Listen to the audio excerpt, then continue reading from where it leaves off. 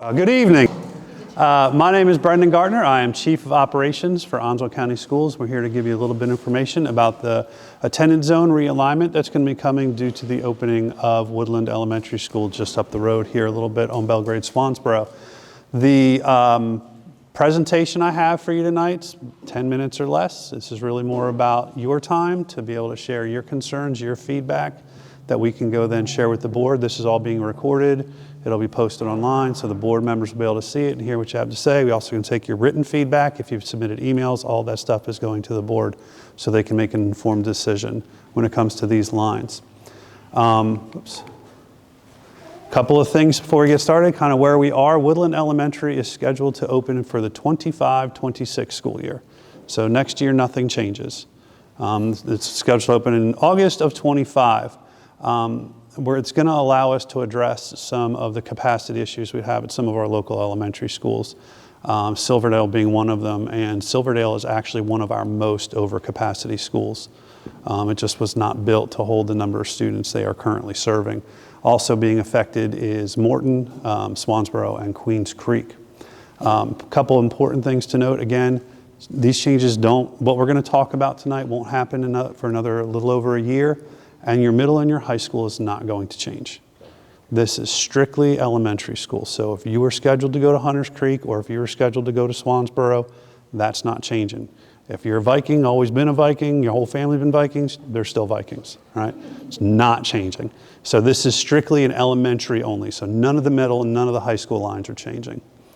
So it's going to allow us to address some of our overcapacity issues here. Silverdale is currently at 122% of the student body that it was originally built to serve. So that means very large classes, especially at our upper grades in 4th and 5th grade, mobile units, which aren't ideal, and it's going to allow us to ease some of those capacity issues.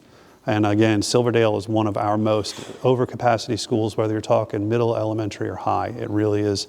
And you know there's a lot of construction going on, Belgrade Swansboro Road, Town Point, which I know is a point of concern. And when that thing's done, there's going to be over 3,000 houses in there. So it's going to be an enormous subdivision, and we know we're going to have to address that later on.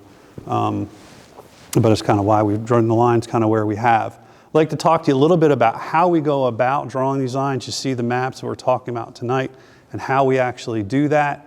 So basically, we know we're going to build a school, so I go to the school board, I say, hey, we're going to need a new map, we're going to need a new attendance zone, so we're going to have to look at some of these.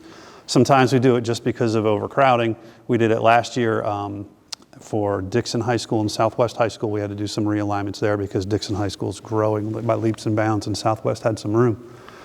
So what we do is we use student population forecasts. We work with NC State on all of this. We don't set out on our own and just start drawing lines on a map. So we work with the office is called ORED. It's out of NC State, and this is what they do. They work with school districts across the state to help them do these, make population forecasts over the next 10 years, and we redo them every year, and they're actually surprisingly accurate. They're really good at doing that. Local growth data, what's happening. Again, you can just, we work with our county planners and all those, so we know what's coming. We know where the developments are. Sneed's Ferry is growing huge, Town Point. I think once you see Woodland open, you're going to see a lot more houses start going up along Belgrade Swansboro Road in that area. If you look what's happening, if you've been out towards Richlands, we just opened Clearview Elementary 2 years ago, and there's a huge subdivision going up behind it now and another one going up in front. So you build a school, they will come. Transportation, we look at efficiency and student travel times. I know that can be a weird one for some folks sometimes because you're looking at a school and you're going, but I live a lot closer to this school. Why am I going to this school? And yeah, you put it in Google Maps and this is how quick it takes to get to my school, but we also have to consider, all right, we put kids on buses and they go winding through all these neighborhoods, making all those stops. They don't make a beeline to the school. So sometimes the school that's 3 or 4 miles further down the road is a shorter bus ride for your kid because there's not as many stops. So we consider efficiency in all of that.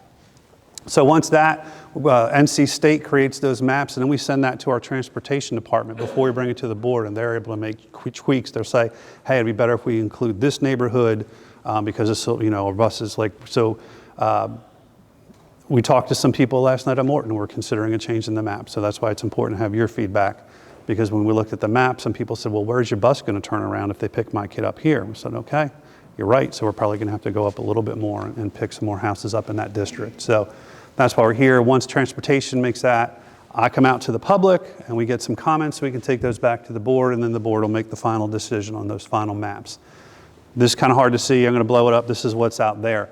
Right now, Silverdale is geographically probably our largest elementary school district.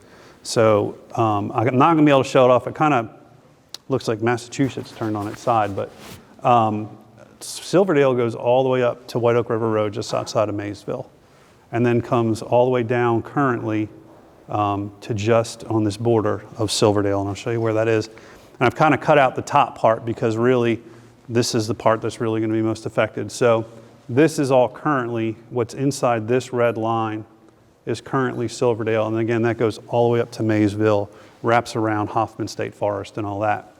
What is in pink is what is proposed to be the new Silverdale line. And those that are up here in purple, they will be going to the new elementary school, Woodland. These down here in yellow will be going down to Swansboro. Swansboro, this line in south is currently what Swansboro's district looks like. Because Silverdale has to take from all the way up there and so many kids, that we've had kids that can see Silverdale from the house that we've had to bust down to Swansboro because of the way the population works. This is going to allow us kind of adjust, like I said, about efficiency and travel times. And this little bit down here that is currently in Queens Creek, that's Riggs Road, they'll be coming up to Silverdale. So once that happens, we're going to take this all finally to on the May 7th board meeting to the board to make some final decisions. If they want to make any tweaks to the map, we'll make them there.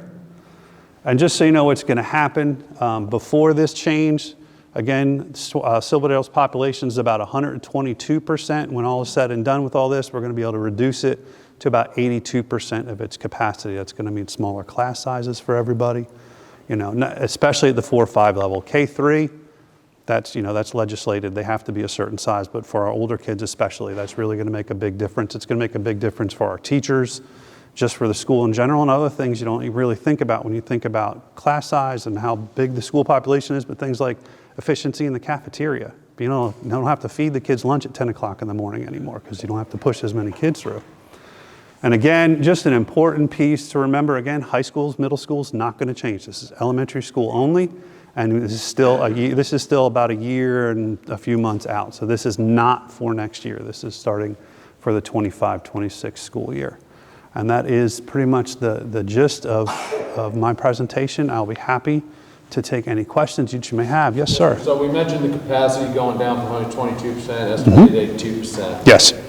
But you've got to get new staff in the new school. Correct. So what impact is that going to be to Silverdale? So you reduce the class sizes, but what happens with your teachers and staffing in order to fill them? So we're going to have a new school that's going to open, so they are going to need staffing. And when the new principal will make those decisions, and there are some people that will say, I'd like to transfer to the new school. I mean, it's just that happens. So, I mean, we're opening, that new school that's going to have, it's going to serve up to 840 students. It's going to open with about 600. So yeah, we're going to need staff from that. The principal gets to make those decisions. There are other times, I'll be honest with you, and that hasn't happened at Silverdale because of the population that they have right now. There are other schools where we have to call them, and say, you're going to have to shed a third grade position. We're going to have to move it to another school. It hasn't happened at Silverdale, but it happens to other schools all the time. And it's just something where the population and where it moves. We're not losing students. Onslow County, is growing. Right. So yes, there are some people that will move. Generally, those moves are voluntary moves. So with that said, what would be the goal for the classrooms then? Obviously, it's over capacity. Mm-hmm. All right, and I believe I heard you mention that K3 and under is mandated by the state. It is. All right, so your 4th and 5th grades, Mm-hmm. what is the goal capacity per teacher in class? Good question. Mr. Regal, let me ask the expert here. Mr. Regal, what would you think would be an ideal class size for, say, 4-5, since K3 is legislated? So we try to keep it within those low to mid-20s. I think 25, I think it would be the cap, would be Ideal. okay. How big are your classes now? Right about 28 currently right now. Okay. Thank you. Appreciate it. Other questions, comments? Yes, ma'am. How is the busing going to be affected? Right now, we're in Town Point. So what happens is we end up getting second bus in the morning and first bus in the afternoon, and they end up getting here as school's starting or slightly after. So, busing is a challenge. We're always hiring bus drivers. We are down, about almost 70 bus drivers from where we'd like to be. So that does unfortunately end up in double routes. And like you said, sometimes kids getting home later than we'd like, getting to school later or earlier than we'd like to. We've made some changes to bus times, and by standardizing them across the district, it has gotten a lot better district-wide. There are some pockets where it hasn't improved as much as we'd like. But overall, those busing decisions are going to be made once we get a little bit closer to when the school opens, and that's when those decisions will be made. Right now, next year we'll focus on bus routes for next year. But usually mid to late spring is when we start looking at, okay, how can we adjust bus routes for the next year? So unfortunately, it's not a question I can answer for you right now. Yes, ma'am. Do you happen to know who's going to be in charge of that school district? Because Principal has not been hired for that school yet. no, not for the bus situation. I'm sorry. Is it Piney Green that's going to be in charge of providing bus drivers? Yeah, I would assume that it's going to be the same transportation coordinator. Right now, like just the other day, my daughter she wouldn't get home until 5 o'clock in the afternoon. And they're down bus drivers. They are. By numbers. And we are looking desperately for ways to attract bus drivers. I mean, it's not an easy thing to do. No, I know. Um, I was one of them. Yeah. I'm a sub bus driver. Okay. I drop down, so I know this. It's sometimes it's a tough job. It's underappreciated by some folks, but to me they're important. It's the first people our kids see in the morning, greet them with a smile and all that. And look, it's hard turning your back on 55 children and driving down the road. I mean, it's just not easy. It's not even 55. Yeah. Buses are loaded up to 72. It's even more without even saying. So I'm assuming that Miss Sue will be in charge of that, but I can't say that for sure. Like I said, those decisions as far as staffing for that area have not been made yet. Yes, sir. So our redistricting lines are still in some flux right now. They are, yes, sir. One decision hasn't been made there. Not yet. And is there a focus on where we're trying to move the lines, or are you just trying to get a feel for people right now? We're collecting public. School by Silverdale, whatever that means. We're collecting public comment, and it's one of those things that people are going to want changes that aren't going to happen. Sure. I mean, because I know individuals, my child this, and I certainly appreciate that. Your child is your sole focus, but we kind of have to look at the district as a whole. Sure. And what's going to be best for the majority, the group. The current studies right now are at least showing the current line. Yes. What we anticipated would look like. Yes, I mean, I would not expect wholesale changes, but there may be small pockets of changes where we might say that, why are we going to do this? It's only 2 kids, let's just wrap them in. Or, like I said, the bus has to drive by this road to turn around anyway, let's just pull those kids. So small changes, but not wholesale changes. Yes, ma'am. To kind of go off what he was speaking about, because I live 4 minutes down from the school, Mm-hmm. and we are right on the side to be sent to Woodland. Okay. And we only have 4 or 5 kids in our neighborhood that come to the school. Mm-hmm. So what are the chances that we could get that line switched to stay here? We are very close to the school. So did you leave that in the public comment and kind of where you're talking about? And that's something I'm going to sit down next week with my transportation coordinator, go through everything before we present it to the board. And like you said, look, there's 2 kids here. The bus is going to have to come all the way over here just to turn around. So those are things that we'll certainly look at. Yes, ma'am. So we're new to the school, but we live in Town Point, and I saw where Town Point is half of Silverdale, half of Yes. Woodlands. What was the determination of where that line was from? Rocky Run. Okay. So Rocky Run was used because it's that stream that cuts through there. It's wetlands, so we know they're not going to build houses in there, and they're not going to have to worry about, okay, where's this house going, where's it going? So Rocky Run's kind of like a permanent barrier, natural barrier that allows, it's kind of a natural, here's a good dividing line, and we knew we were going to have to because Town Point is going to be so huge when it's finished that no one school could house all those students right now. Now we know, look, our county commissioners are great to work with. They know we need to build more schools. They know more construction is coming. But they can build houses a lot faster than we can build schools. So that's why we have to kind of make these adjustments sometimes. So did y'all also go off of Old Town Point to the main drag? Because like, we're gonna be going to Woodland as well. So did y'all go off the name? I think when you look at it, it goes across Rocky Run and then a small section. Yeah, don't wanna say the original part, but. But I know what you're talking about. The original part to the right side. And some of those decisions, again, come down to transportation. Like, if you look here, where we split, say, Rocky Run, well, I mean, that's going to be something that's going to prevent kids from having to cross Rocky Run Road. The buses can come this way and take them to Silverdale, or this way and take them. They don't have to go. So things like that we consider. I'm right in that bottom. So you're talking down here. Yep, I'm right there. And there are options. There are ways. There are. If you have a particular hardship, that if you can provide your own transportation, you can apply to remain at one school or another. You still have the option for out-of-district placement.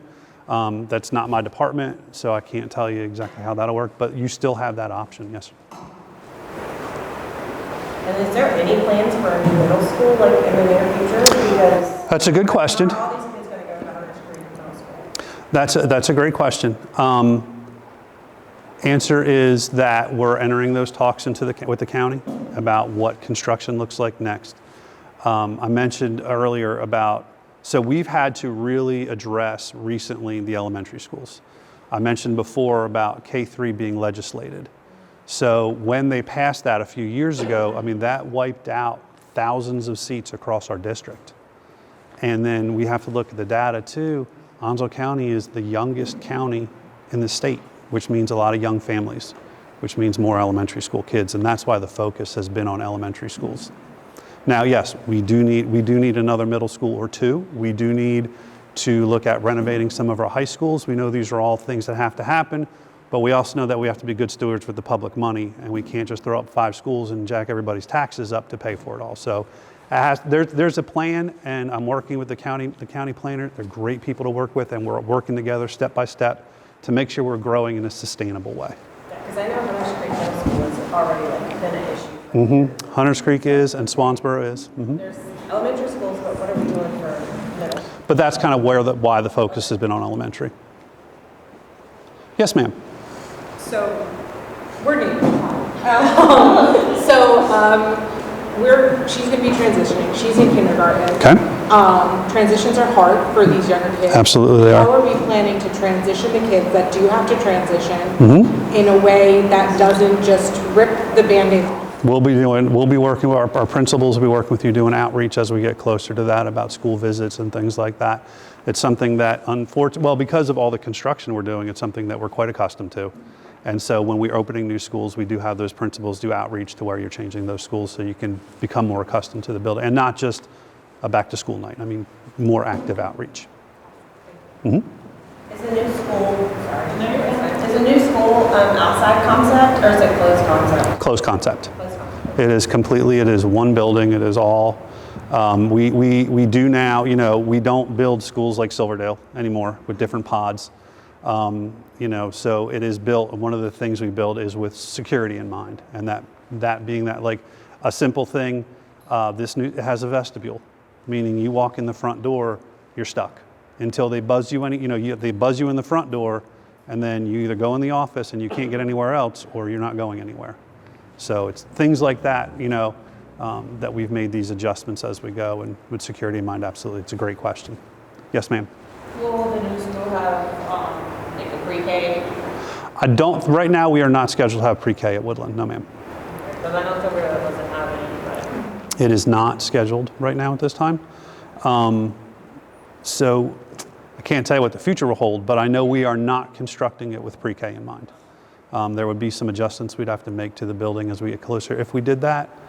Also for the my daughter's in 3rd grade. Okay. Be in 5th grade by the time the Yep. transition to go to middle. Understand that. And so I can't say this is definitely going to happen, but it has been our practice in the past that the highest grade level, as long as the parent can provide transportation, can stay. They won't have to go, okay, you got to go to the new school, and then you're going to have to go to middle school. Yeah. So we did that with the seniors at Dixon High School. They can stay if they want to. We did that when we opened Clearview.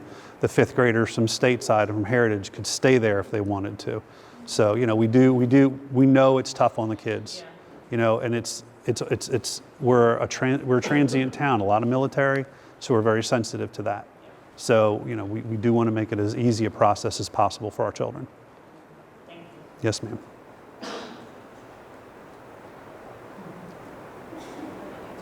Well, given the size of the audience, it looks like most people are just fine. But, Okay. Thank you, sir. Certainly, I personally appreciate the time to ask the questions that. Well, thank you. And just rest assured, everything you've brought up tonight will be shared with the board so they can make an informed decision. We certainly appreciate it. Thank Absolutely. Well, thank you all very much for coming tonight. I greatly appreciate it. Thank you.